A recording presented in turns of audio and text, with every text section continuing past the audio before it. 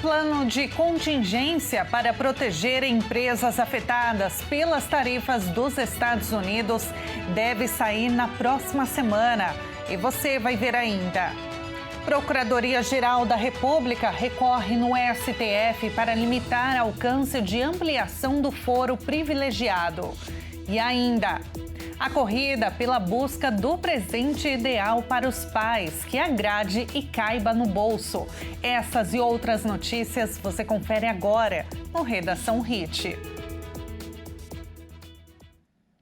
Olá, bom dia para você. Agora é 11h30 pelo horário de Brasília. Uma ótima sexta-feira para você que nos acompanha. Seja muito bem-vindo ao Redação Hit, edição manhã. Você fica muito bem informado a partir de agora. O governo federal não acredita na real disposição dos Estados Unidos para negociar o tarifaço. A sobretaxa de 50% para produtos brasileiros já está em vigor. Apesar de contatos de ministros com autoridades norte-americanas, integrantes do governo não acreditam no interesse de Trump em negociar o tarifaço imposto. Também corre a avaliação de que os Estados Unidos podem aplicar novas sanções contra ministros do Supremo Tribunal Federal. Segundo fontes do governo, o Brasil deseja negociar, mas neste momento considera uma ilusão a perspectiva de avanços concretos. Apesar dos esforços do vice-presidente Geraldo Alckmin e dos ministros das Relações Exteriores, Mauro Vieira, e da Fazenda, Fernando Haddad, nem sequer há uma negociação em curso. No governo, o que se vê é que auxiliares de Trump não têm autonomia para a tomada de decisões que impliquem em recuos do presidente norte-americano. Trump não deseja ceder e centraliza as decisões sobre a guerra tarifária em curso com dezenas de países. A medida norte-americana prevê uma lista de exceções para produtos como suco de laranja, aeronaves civis, petróleo, veículos e peças, fertilizantes e produtos energéticos. Mas, cerca de 36% das exportações brasileiras aos Estados Unidos foram afetadas. A carne e o café estão entre os produtos taxados. E o plano de contingência para proteger as empresas que serão afetadas pelas tarifas dos Estados Unidos deve sair até a próxima terça-feira. Essa é a expectativa de que as medidas sejam anunciadas rapidamente. O vice-presidente e ministro do Desenvolvimento, Indústria, Comércio e Serviços, Geraldo Alckmin, afirmou que o plano de contingência para proteger setores afetados pelo tarifaço dos Estados Unidos já foi finalizado e apresentado ao presidente Lula. Segundo Alckmin, o plano tem por objetivo atender as empresas mais impactadas pelo tarifaço e que possuem maior volume de exportações, principalmente para os Estados Unidos. O vice-presidente explicou também que será estabelecida uma análise setorial, considerando que alguns segmentos dependem majoritariamente do mercado externo. Ele citou o caso do Ceará, que possui um alto nível de exportação para o país norte-americano. Ainda de acordo com Alckmin, o principal objetivo agora é reduzir as alíquotas e excluir o máximo possível do tarifaço. O vice-presidente se reuniu com o encarregado de negócios da Embaixada dos Estados Unidos no Brasil para verificar a possibilidade de negociar temas como data center, big techs e minerais estratégicos. E esse tarifaço imposto pelos Estados Unidos já tem consequências no Rio Grande do Sul. A indústria calçadista brasileira começou a sentir um impacto e algumas fábricas gaúchas estão parando temporariamente. O Rio Grande do Sul, principal polo calçadista do Brasil, já sente os reflexos do tarifaço de 50% imposto pelos Estados Unidos sobre os produtos brasileiros. Segundo a Associação Brasileira das Indústrias de Calçados, a Abicalçados, empresas do setor já prevêem demissões para os próximos 90 dias, diante da maior tarifa de exportação do mundo para quem vende ao mercado americano.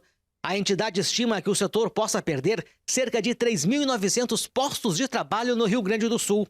E em nível nacional, a projeção é de 7.700 desempregados. Na tentativa de evitar cortes em massa, fábricas estão suspendendo temporariamente a produção e concedendo férias coletivas aos funcionários. O governo do estado anunciou uma linha emergencial de crédito de 100 milhões de reais, mas o setor teme que a medida não seja suficiente se o cenário se prolongar. A própria AB Calçados afirma que está articulando com os governos federal e estadual para tentar reduzir os efeitos da possível crise. Entre as ações emergenciais está a proposta de ampliar a alíquota do Reintegra, um programa que permite a devolução parcial de impostos pagos na cadeia produtiva por empresas exportadoras de produtos manufaturados. O setor segue em alerta, à espera de novos desdobramentos e de ações que possam reduzir os prejuízos causados pela nova tarifa. E a tensão diplomática entre o Brasil e Estados Unidos ganhou um novo capítulo nesta semana. A Embaixada dos Estados Unidos em Brasília publicou em português uma advertência direta ao ministro do Supremo Tribunal Federal, Alexandre de Moraes, e seus aliados. A mensagem publicada na rede social X diz que há censura, perseguição política e violações de direitos humanos no Brasil e atribuiu as acusações ao ministro Alexandre de Moraes, alvo de sanções via Lei Magnitsky. Após o ataque, o Ministério das Relações Exteriores deve convocar mais uma vez o atual chefe da Embaixada Americana, Gabriel Escobar, para uma nova reunião em busca de solucionar a crise diplomática. E o presidente do Senado, Davi Alcolumbre, do União do Amapá, afirmou que não pensa em colocar em votação um pedido de impeachment de Alexandre de Moraes. Ele disse isso ontem. O senador deu a declaração em um tom elevado. Alcolumbre disse que nem se tivesse 81 assinaturas, ele não pautaria o impeachment de um ministro. Seriam todos os membros da casa, incluindo ele. E a Procuradoria-Geral da República recorreu no STF para limitar o alcance de ampliação do foro privilegiado. Em março, o Supremo Tribunal Federal decidiu mudar as regras para parlamentares com foro valendo se o crime tiver sido cometido durante o exercício da função. Um recurso apresentado pela PGR ao Supremo Tribunal Federal tem o objetivo de limitar a decisão da Corte, que ampliou o foro para deputados federais e senadores. Em março deste ano, o Supremo decidiu que o processo contra um político pode continuar na Corte mesmo após o fim do mandato. Pelo entendimento, o foro privilegiado de um político fica mantido se o crime tiver sido cometido durante o exercício da função de parlamentar. A regra se aplica aos casos de renúncia, não reeleição ou cassação. Na manifestação enviada ao STF, o Procurador-Geral da República, Paulo Gonet, diz que a decisão não pode ser aplicada de forma automática e irrestrita para todos os processos. Para Gonet, a decisão não deve valer para ações penais que já estão em fase final e os processos devem permanecer nas instâncias inferiores em que já tramitavam. Na avaliação do procurador, a decisão do STF que ampliou o foro pode acarretar em retrocesso investigativo, morosidade e até em inefetividade jurisdicional. Apesar da manifestação da PGR, não há data para o julgamento do recurso. O presidente da Câmara, Hugo Mota, descartou a permissão para Eduardo Bolsonaro manter seu mandato de deputado federal nos Estados Unidos. Mota diz que não pretende mexer no regimento interno da casa para dar ao filho de Jair Bolsonaro a permissão para seguir exercendo seu mandato à distância e fora do país. Segundo ele, isso seria uma excepcionalidade que não se justifica para o momento. Para Mota, Eduardo Bolsonaro fez uma escolha política de articular com o governo de Donald Trump sanções a autoridades brasileiras. Mota disse ainda que, apesar de não concordar, respeita a escolha de Eduardo.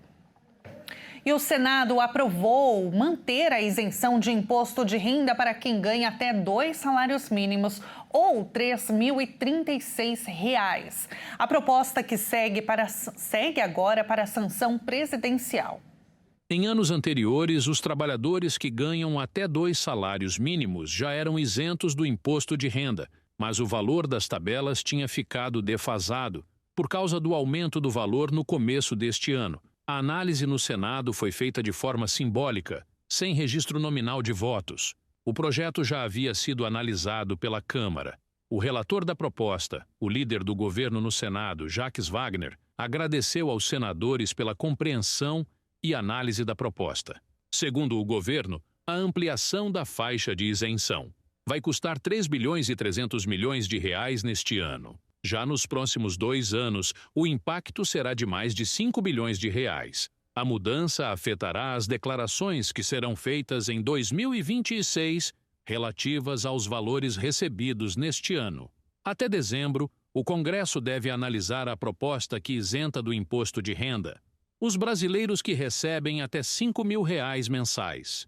Esse projeto já está tramitando na Câmara dos Deputados. E veja a seguir a corrida pela busca do presente ideal que agrade os pais e caiba no bolso dos filhos. E agora na sua tela, a câmera ao vivo da cidade de Joia, no Rio Grande do Sul. 11 graus neste momento, olha que lindo. Nós voltamos já.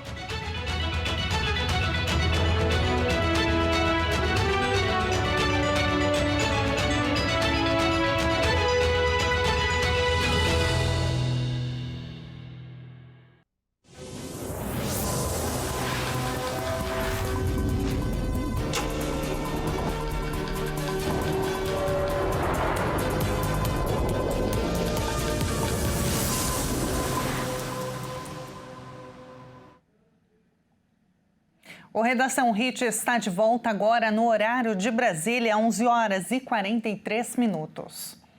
Mais de 150 agressores foram presos este mês no Rio de Janeiro por violência contra mulheres. A operação reforça a importância de políticas de prevenção, proteção e o rápido acesso à rede de apoio às vítimas. A Polícia Civil prendeu 165 homens no Rio de Janeiro desde o início do mês, na Operação Chamar, uma força-tarefa nacional de enfrentamento à violência contra a mulher. A operação conta com a participação de todas as delegacias do Estado e é realizada em alusão ao aniversário da Lei Maria da Penha, sancionada em 7 de agosto de 2006. A ação começou no dia 1º e seguirá até 4 de setembro. Entre os presos desta quinta-feira está um homem de 45 anos detido por agentes da Delegacia da Mulher em São João de Meriti, na Baixada Fluminense. Ele é acusado de descumprir uma medida protetiva. De acordo com a vítima, o homem se recusava a deixar a residência familiar e impedia que a esposa e os filhos retornassem ao local. Ainda na Baixada, outro homem de 44 anos foi preso após agredir brutalmente a própria irmã. A vítima relatou ter sofrido socos, estrangulamento e ameaças de morte. Em Cascadura, já na zona norte do Rio, a polícia prendeu um homem acusado de agredir a companheira dentro de casa por ciúmes. A coordenadora da patrulha, a Major Bianca Ferreira, destacou o papel da fiscalização das medidas protetivas. Segundo ela, mais de 300 mil mulheres já foram atendidas no estado, sendo 105 mil diretamente pela patrulha com acompanhamento diário. Cerca de 880 homens foram presos. Mais de 500 pessoas foram resgatadas de condições análogas à escravidão em um canteiro de obras em Mato Grosso. Elas viviam em alojamentos superlotados e cumpriam jornadas de trabalho exaustivas. Ao menos 563 trabalhadores foram resgatados em Porto Alegre do Norte, cidade do Mato Grosso. O Ministério do Trabalho e Emprego informou que eles viviam em condições análogas à escravidão. Os auditores fiscais encontraram trabalhadores recrutados nas regiões norte e nordeste do país em situação degradante, em um canteiro de obras na zona rural do município. A operação revelou condições insalubres na construção de uma usina de etanol. As condições nos alojamentos comprometiam a saúde e o bem-estar dos trabalhadores, impedindo o descanso adequado diante do calor intenso da região. Os dormitórios de 12 metros quadrados acomodavam até 4 pessoas, sem ventilação adequada nem climatização. Os colchões estavam em péssimo estado e eles não recebiam travesseiros, fronhas ou roupas de cama adequadas. Alguns trabalhadores chegaram a dormir no chão, sob mesas, por falta de camas disponíveis. Um incêndio expôs um cenário alarmante de precariedade e violações de direitos trabalhistas no local. A investigação também revelou um esquema de aliciamento e servidão por dívida, com fortes indícios de tráfico de pessoas. Pelo menos 99 pessoas morreram devido à desnutrição em Gaza até agora neste ano, embora o número provavelmente esteja subestimado, segundo a Organização Mundial da Saúde. Na sede da OMS, em Genebra, na Suíça, o diretor-geral Tedros Adhanom divulgou dados sobre a crise vivida no território palestino. A Organização Mundial da Saúde voltou a chamar a atenção para a crise de alimentos vivida na faixa de Gaza. A Agência Sanitária da ONU revelou números que provavelmente estão subestimados frente à realidade vivida no território palestino, devastado após 22 meses da guerra lançada por Israel contra o Hamas. Até agora, neste ano, 99 pessoas morreram de desnutrição, incluindo 29 crianças com menos de 5 anos. Esses números relatados provavelmente estão subestimados. Doenças continuam a se espalhar, alimentadas pela superlotação e condições deterioradas de saneamento e higiene de água, afetando severamente os mais jovens. Somente em julho, segundo a OMS, quase 12 mil crianças menores de 5 anos foram identificadas como sofrendo de desnutrição aguda, o maior número mensal já registrado. As pessoas estão morrendo não apenas de fome e doenças, mas também na busca desesperada por alimentos. Desde 27 de maio, mais de 1.600 pessoas foram mortas e quase 12 mil feridas enquanto tentavam coletar alimentos em pontos de distribuição. Apesar do ataque realizado em nossos depósitos no mês passado, a OMS continuou a levar suprimentos e a entregar rapidamente nos hospitais. WHO has continued to bring in supplies and deliver to hospitals quickly.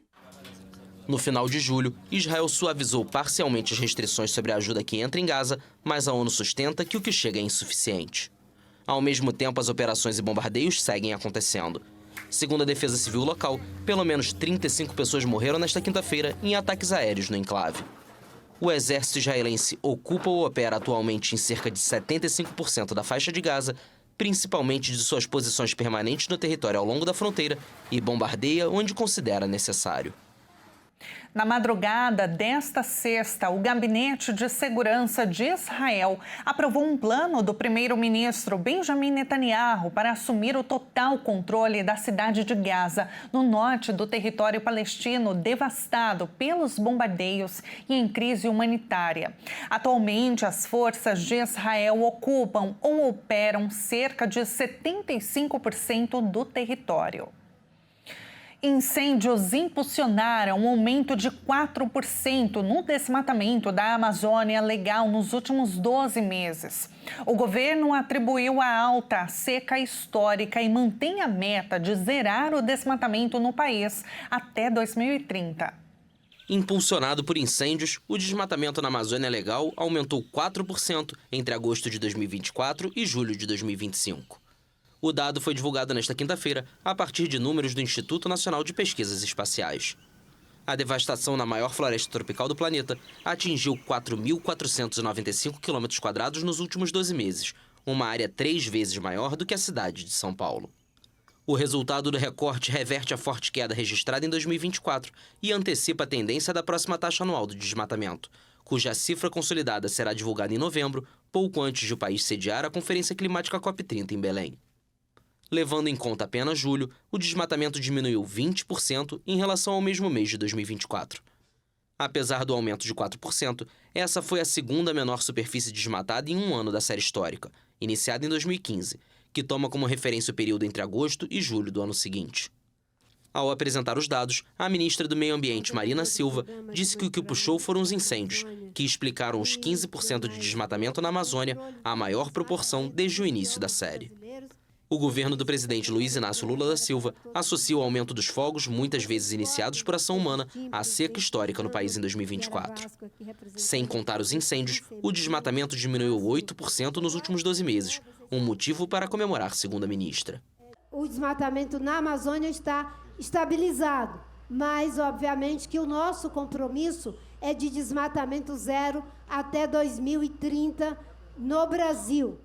A rede ambientalista Observatório do Clima destacou que, levando em conta a seca extrema e o recorde de área queimada no ano passado, a superfície desmatada nos últimos 12 meses não pode ser considerada uma má notícia.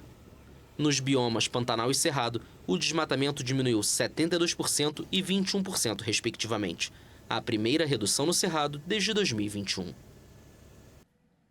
O Dia dos Pais está chegando e os lojistas estão preparados para atender o aumento da demanda por presentes de última hora. Uma pesquisa apontou que mais de 30% dos brasileiros pretendem presentear seus pais. Na Pesquisa Nacional de Intenção de Compras da Associação Comercial de São Paulo, 33% dos entrevistados pretendem comprar presentes no Dia dos Pais. E desse grupo, 41,9% pretendem gastar mais do que em 2024. Em termos do nível de despesa, a maioria, ou quase 70%, pretende gastar entre R$50 e R$300. A pesquisa também apontou que a maioria das compras seguiria sendo realizada em lojas físicas, cerca de 57%. E os pequenos estabelecimentos devem ser os mais procurados, por 40%. Nas intenções de compra dos brasileiros entrevistados, seguem prevalecendo presentes de uso pessoal e de menor valor, pagos à vista, o que costuma ser habitual nesta data. O item de maior destaque seguiu sendo roupas, calçados e acessórios, com 37%. Outros destaques foram perfume, almoço em restaurante, caneca e relógio. Outros itens como livro, chocolate e ferramentas, que estiveram em alta em anos anteriores, tiveram baixa intenção de compra. E antes de encerrar, nós vamos para aquele tour brasileiro e hoje vamos conhecer a cidade de Rio Branco, no Acre. A cidade de Rio Branco possui uma população de cerca de 400 mil habitantes, sendo a maior cidade em população do Acre. O nome da cidade é uma homenagem a José Maria da Silva Paranhos Júnior, o Barão de Rio Branco, um advogado e diplomata que foi essencial no acordo entre o Brasil e a Bolívia, através do Tratado de Petrópolis, que incorporou o território do Acre ao Brasil. É reconhecida como cidade verde devido aos inúmeros parques e atrativos relacionados à floresta amazônica. E vamos abrir a nossa câmera ao vivo, direto do Acre. Neste momento, capital Rio Branco. Os termômetros marcam 31 graus. Olha, calorão. A cidade é a segunda capital mais antiga da Amazônia Ocidental brasileira. Em Rio Branco existem teatros tradicionais, como o Cine Teatro Recreio, Teatro Plácido de Castro e os da Biblioteca da Floresta Marina Silva. E temos ainda o Museu da Borracha, que tem um acervo que reúne peças de arqueologia, paleontologia, história e também coleção de manuscritos e documentos referentes à história do Acre. E outro ponto turístico é a Casa dos Povos da Floresta, que imita um tipo de cabana indígena e retrata a história de ribeirinhos, seringueiros e índios. Está localizada dentro do Parque da Maternidade. E depois de conhecer um pouquinho algumas curiosidades da capital do Acre, esta edição termina aqui. Muito obrigada pela sua companhia. Uma excelente sexta-feira para você. Um ótimo final de semana. Até mais.